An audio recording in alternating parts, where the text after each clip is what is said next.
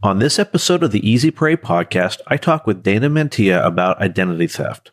Dana is the founder of Identity Protection Planning. They help Americans protect themselves, their family, and their businesses from identity theft and cybercrimes. Identity theft comes in many forms. Listen along as we dive in. I'm your host, Chris Parker, and this is the Easy Prey podcast. Hey, Dana, it's great to have you on the Easy Prey podcast today talking about identity theft. Can you give me a little bit of background on how you got into the identity theft protection business? Sure. Thank you for having me, first of all, Chris. And a little history on me is that I grew up in the car business. My family had a Ford dealership. And then I was running that for probably about 20 years. I'm still overseeing the operation. And back in about 2014, we wanted to open up an insurance agency so that we could offer our clients auto insurance, home insurance, that kind of thing. And then in 2017, started to want to get into the identity theft world. So we developed a product and we could offer it directly to the consumers. And then we created a platform that allows financial advisors, insurance agents, or anybody who has a pool of clients that they want to offer identity theft to, that they can offer it to them, direct their clients to their co-branded website, and then everything gets tracked through the back end. Yeah, I just recently recorded an episode with Troy Hunt, who owns a website called Have I Been Pwned, which tracks data breaches. And we talked a little bit about identity theft. And one of the things that's kind of interesting to me is I have a family member who was a victim of identity theft probably about 20 years ago, probably a little bit over 20 years ago now. And it's really neat to see the way technology and laws are finally catching up with what's actually happening. In his case, he found out doing one time while he was filing his taxes that the government said, "Hey, you've already filed your taxes." No, I haven't. And so he started doing digging and found out that there were people in multiple states using his name and his social security number to earn income.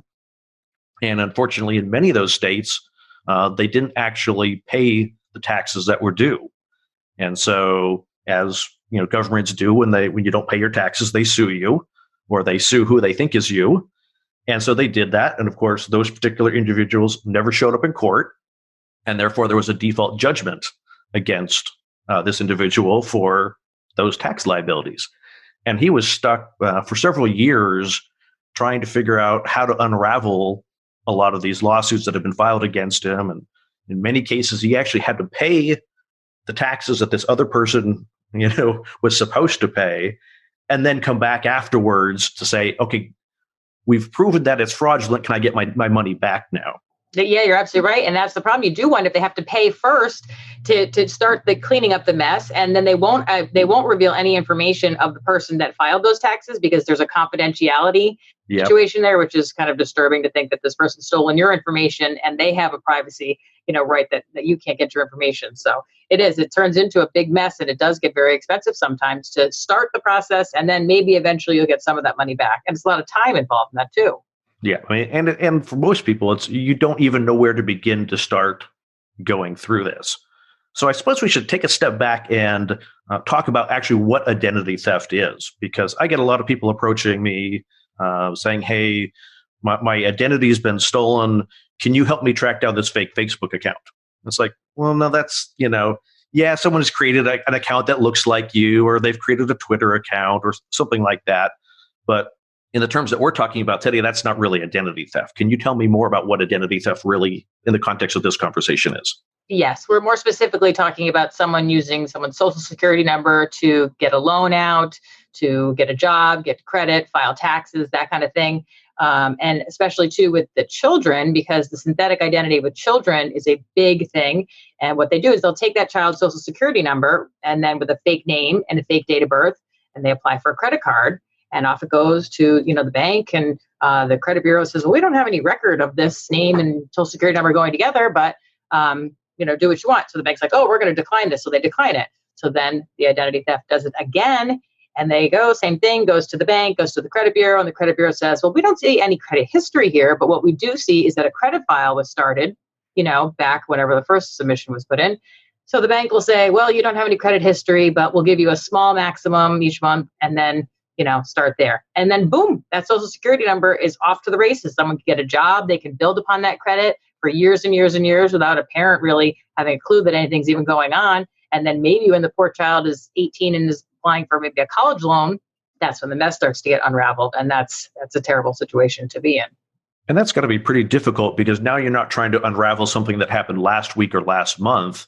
This could be something that has been going on for years, 10 plus years that's been going on, uncontested, unchallenged, could be particularly difficult. So in those sort of things, what are there some like best practices that you should be doing with your kids to help them protect their Social Security number and their credit? Yes, I think probably the best thing to do is just freeze their credit. There's two different ways to freeze credit. Adults, you can do online. Children, you can't. But if you go online, they'll give you the directions. I also have the directions on our website. You could go there and check that out. And it's a paper document that you fill out and you send it off. And then that way the credit bureaus know that there should not be any activity going on at all with that Social Security number.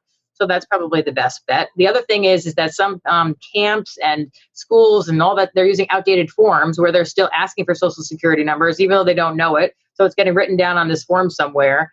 We have a little thing that we made up. It's called a Social Security number deterrent card. And so when someone does ask for someone's Social Security number, you just clip the little card to the paperwork and you say, hey, I know you're looking for this, but I'd really rather not give it to you unless you really need it. And if they do really need it, and sometimes they may say, oh, yeah, no, we don't really need it, but maybe you can use your parents' driver's license number or something like that. So it's a little bit of security there. So not giving it out as much as we possibly can. Not giving out a lot of personal information online that especially the kids, they're telling everybody everything and anything about them. They think they're friends with the world. And that's a big problem, oversharing information. I know when in the dark ages, when I was going to college, I remember at one point looking at my student ID and like printed on my student ID, which, you're in college, you lose paperwork and things like there's no tomorrow. My student ID number was my Social Security number.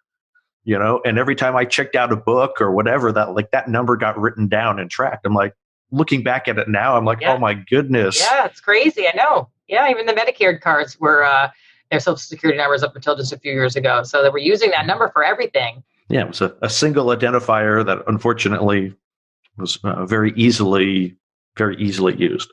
So are there kind of some general things that people should be doing to protect their identity? Some best practices? Yes, I think there's a couple things. Like I mentioned, the freezing your credit. Also, there's informed delivery, which is a part of the Postal Service offers it for free. And they will take a picture of your mail each morning. And then all that mail should be in your mailbox when you get home. It's a good way to kind of cross-check that, there was a credit card offer that was in the mail this morning, and I don't see it here. And maybe somebody took it out. It's also a good thing for you to claim it before someone else claims it so that they're looking at your mail and seeing what it is that's going to be showing up in the mailbox. That's definitely a good thing to do. Going and claiming your Social Security Administration account through SSA.gov, that's a very important thing to do. You can do that at any age.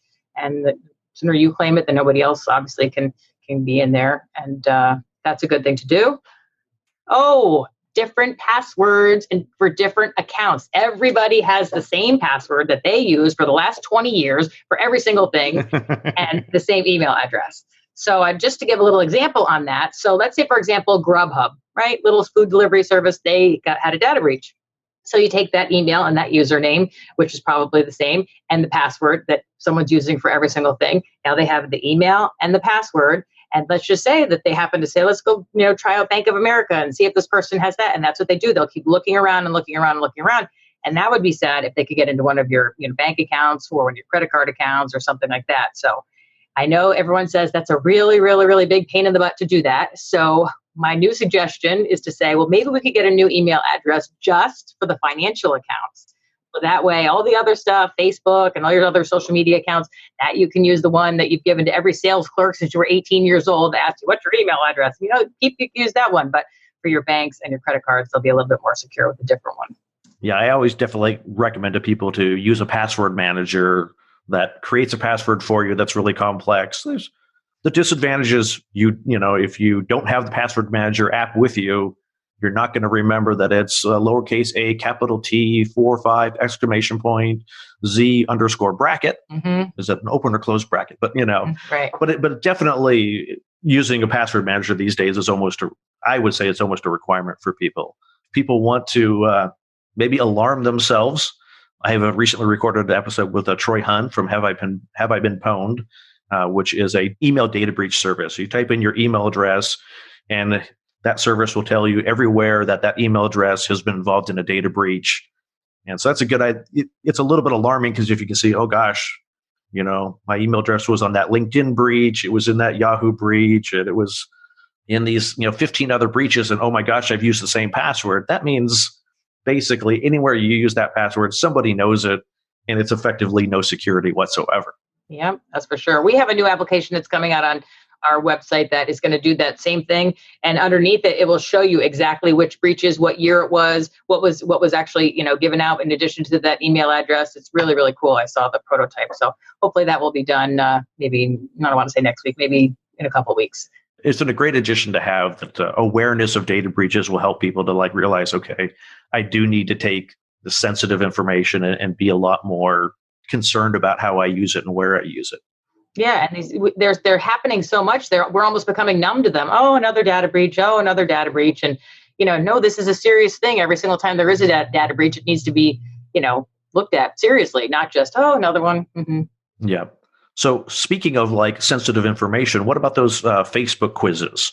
Facebook quizzes. Stop doing Facebook quizzes, everybody. Facebook quizzes, some of those Facebook quizzes are actually created by identity thieves. And if you ever notice, some of the personal information that they're asking are some of the security questions to your logins for your credit cards or your bank accounts and all that. So it's not a coincidence. And it's more personal information that you're giving out. And, we need to start looking at our information and our data as our most valuable asset that we need to kind of hold on to and not be, divulging everything and anything that about us that someone can collectively put little pieces together. And then they really have all the pieces of your puzzle. Yeah. So what are some of the questions that those quizzes ask that are, if you hear this question being asked, it should be a red flag for you?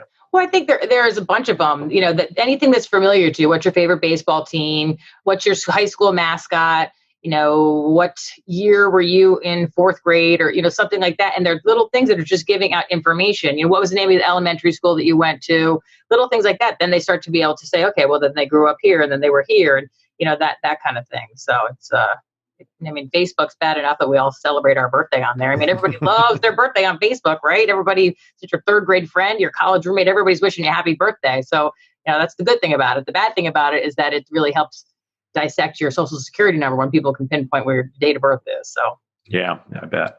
And one of the other things I've seen is these quizzes. They're not quizzes, little games. As hey, we'll tell you where you're going on vacation if you tell us the street name that you lived on growing up, your favorite elementary school teacher, and the name of your first pet. And so you're gleefully oh, I want to see where I'm going to go out for dinner tonight. Right. Little do you know, you've given them, effectively given them the security questions to your bank account. Yes. That's got to be, I see those happen now. And I'm oh, no, please don't stop entering these things. I know, but people they don't believe me when I tell them they should stop doing this. Oh, they're not really doing that. I said, yes, they are. They really, really are. I call myself the Grim Reaper now whenever I'm walking around talking to people.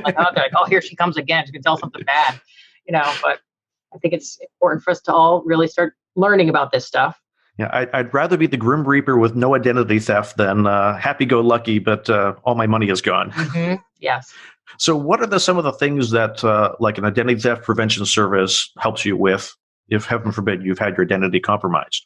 So if you call the Restoration Center, they are going to help you if there's any forms that need to be filled out. They'll get a power of attorney involved so they can help you out with some of those forms. If there are certain government agencies that you need to contact, they'll let you know which ones they are and how to contact them.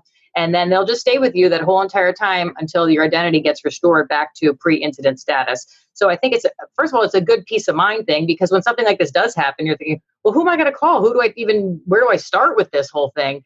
And so now, you're going to call the Restoration Center, and then they're going to be with you that whole time. If you have any questions, you can call them back and ask them. And it's a little bit of a good feeling knowing that one person is going to be on your team until the end, until it gets cleaned up, I guess.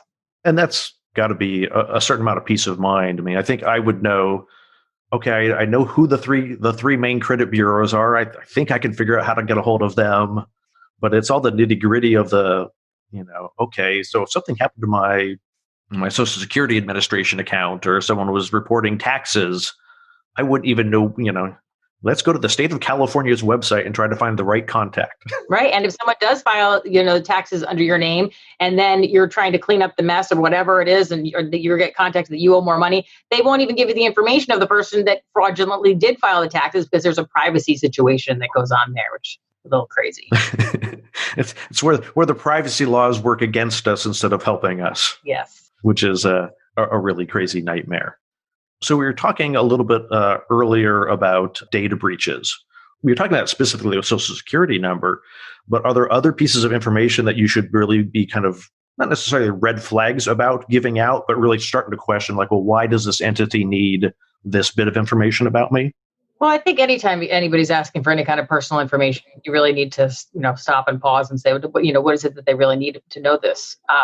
I think any identifier can add your driver's license. That would be something that maybe, why do you really need to have that? That kind of thing.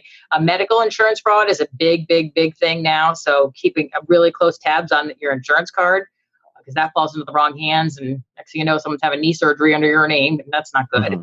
So I would say that it's kind of everything. We just need to reel everything in a little bit. I think we used to be a lot more private, and then online came into our worlds, and it's just like, woo, hello everybody, look what I'm eating for lunch, and here's my dog's favorite, my favorite pet's name, kind of thing. Yeah, it's funny because there's a place I go for every now and then. I go to grab a sandwich, and they've got this little clipboard, signing up for their email list, and it's sitting out there in public. It's what's your name, what's your email address, what's your birthday, and what's your anniversary? Because we're going to send you discounts on those. Like, I understand what they're doing, but like, right, yeah. Why are you leaving this out in public? This is like, give me an email address, a name, and a phone number, and a date of birth, and I can probably find out a social security number. I can probably find out all sorts of other crazy stuff about you just with that small amount of information being left out on a restaurant counter. Mm-hmm. Another thing I wanted to just briefly mention too was our phones. Everybody should have either a fingerprint lock or some kind of a gesture that they do, or a password or a passcode or something on that phone, because most of our apps, we just stay logged in. So they're just tracking everything we do all the time anyway. But that also, they can get into, let's say, your Amazon account, or they could just click right on your Facebook account, your LinkedIn account. So if you lose that phone, that's not good, because that's going to be a way that they can just continue on and go in and change a password. And now they can log in somewhere else. And that's not that. There's one little step it's kind of a pain sometimes when you got to take that extra step to do that. But once you get used to doing it, it's a very, very good security measure to put in place your phone. Yeah, absolutely. And, I'd even say avoid doing the 4-digit passwords, but, do something a little bit longer, whether it's 6 or 8 or different symbols or things like that you can do on different phones. Do you also recommend people turning on like two-factor authentication on bank accounts and wherever it's possible? Yes, absolutely. Two-factor authentication is a big deal. And again, it's another little step that we have to take. But once you get used to doing that little step, it goes much quicker, and it's not really even an issue. So it's a great security measure, and it's definitely worth it. So yes, anywhere you can, especially on the important accounts, like you were saying, banking, credit cards, that kind of thing, you should have that. One other thing that I was remembering that's good to do that works on most Google and Android phones is you can enable a service through Google and through Apple that allows you to remotely wipe your phone. So if you lose your phone, you have the ability to go onto the Apple website or go onto one of Google's websites and basically type a username, a password, and just wipe the phone entirely. That's great. I don't know how to do that, but I'm going to figure that out so I can make a video on it, because that would help a lot of people, especially if there's something you need to do before. So that way you can get to the phone from wherever you're logging in. Yeah, and some of those will actually, they have a phone locator service built in with it, so you can, try to track down your phone. Mm-hmm. But I remember one time I was traveling internationally, and I put my phone down, luckily with the password, turned around, was doing something, turned back around, and my phone was gone. I'm like, oh, this is horrible. Traveling internationally without a phone is not fun to do. Yeah. But I'm like, how do you give me my laptop? Give me my laptop. Like the first thing I did was get on the laptop, go in there. To me, it wasn't even like, let me see if I can find the person in the airport that has my phone. But it was like, I just need to wipe this thing. Right. Yeah. Before they turn it off, before they power it down, before they have a chance to muck with it, I need to wipe this thing. That way no one has access to it. So. Right. Another thing I think people should do, I just learned this the other day, but on your phone, you can go and you can see, when we sign up for these apps and it's like, oh, sign the terms of agreement. It's this, 45 pages long thing. No one's reading it. Just click OK. So there's a thing you can go on and you can see which apps have access to your microphone, your photos, your contacts, and your location. So it'll say right there, all these apps have this access to this. We always joke, my husband and I always joke whenever we're talking about things. And the next thing you know, next day, it's like, oh, there's an ad for that. And we didn't even type anything in. We were just talking about it.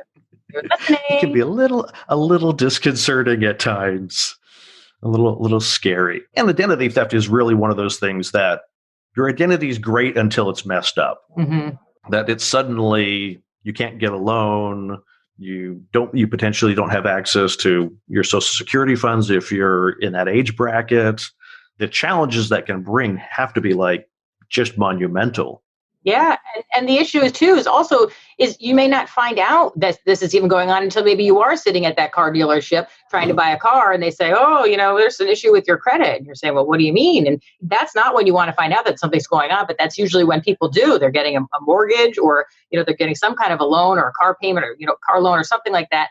And that's when it shows up because people aren't in the habit of, don't let me check my credit today. And that is another good thing I would suggest to people is that one time per year on each of the 3 different credit bureaus, you can run your credit for free. So if you space it out kind of around the year, you could, utilize all 3 of them, but, throughout the year. So you're going to see if anything new jumps onto the radar there and at least take a look at it. But again, that's one of those things everybody says they're going to do, but do they really do it? Yeah, I mean, that's the challenging thing is, similar to everybody should back up your computer. Everybody's great about it for the first couple of days, but if it's not an automated process, if it's not something that's done behind the scenes, right. Our human nature is we're just not going to do it. Right. Which is why identity theft protection services and identity theft insurance is such a valuable service because it's something that we're not good at and we don't want to spend the time doing those things if we can even remember to do them. Right. That's the thing. We're busy and, we can't beat ourselves up for this stuff, but we just have to realize that there's a different, thought process we have to go through to get in the habit of changing passwords, get in the habit of doing these different things. It's just a new way of life that we have to keep in mind. Yeah. And the identity is one of those things you want to be able to go to bed at night, not worrying about and having that peace of mind, having that comfort that like, okay, someone's got my back. I don't have to worry about this. And it's not a service that's going to cost you $10,000 a year to get. Right. But the service is relatively less than a phone bill every month, I'm sure. Oh, yes. By far less than a phone bill. Mm-hmm. Yes. So if people want to learn more about the products and services that you guys offer, how can they get a hold of you? To check out our identity theft protection plans, you could go to identron.com and the plans are right there. There's some comparisons to some of the other plans that are out there you can take a look at. And there's 2 for individuals and then there's one that's for a family. So that's a good plan too to have. So a little peace of mind. So when do you recommend, you were talking before about children. I don't have kids, so I don't know when kids get Social Security numbers. So at what point should you look at getting a plan for your children? Well, this is interesting. So now in this country now, most kids are getting Social Security numbers right when they're born. And part of it is because of, the tax offset that the parents are getting. And it's funny because I have a couple of friends up in Canada that are into the cybersecurity world. And they said the most Canadians don't get theirs until I think it's either their senior year in high school or when they get a job, because again, it's for their tax purposes, not the parents' tax purposes. So at least they have a few years, better than we do. I mean, we got these little babies with these Social Security numbers and they're not being used really for anything until they turn 18. So I would say as soon as you get your hands on that Social Security number, they should be freezing it. Gotcha. And is there any other products and services that you're coming out with in the near future that you can give us a heads up on? Yes. So we have a cybersecurity plan for businesses that's coming out, small businesses. It's very non-techy and it's very affordable. And basically what it does is it puts a plan together so that if you do have a data breach and the FBI shows up and they say, well, what did you do beforehand to help protect your client's information? Everybody will have the same answer. You'll be able to show them, all of the training that you guys have done and incident plan, all that stuff. But it's very, very, very simple. And we don't talk about malware or any of the technical side of things. We talk about, is the kid in the back room on Twitter telling everybody that and he knows that, oh, I think we had a data breach at work today, because nobody wants to have that kind of communication going on when there maybe is not even a data breach actually happening. So that's going to be a fun little project. That's coming out, I think, in about, I'd say, a couple of weeks. And it's all about, can you answer these questions? Because again, when the FBI comes in, they say, can you answer these questions? Can you answer these questions? So that's what we named it. We named it CYA. I like that one. Because it's CYA too. Can you answer? It works both ways. Yes, it does. Dana, I want to thank you for coming on today. I really appreciate the expertise that you have to offer and your just willingness to help people understand what's going on with their identity and how they can protect it. Well, thank you for having me. It was nice talking to you. You're very welcome. Have a great day. You too. Thank you for listening to this episode of the Easy Prey podcast. If you found this episode helpful, share it with someone you know and leave a review on your favorite podcast platform. Notes and a transcript of this episode with Dana can be found at easyprey.com/10. Have you been the victim of a scam and are you interested in sharing your story with the Easy Prey audience? Head over to easyprey.com/mystory to learn more.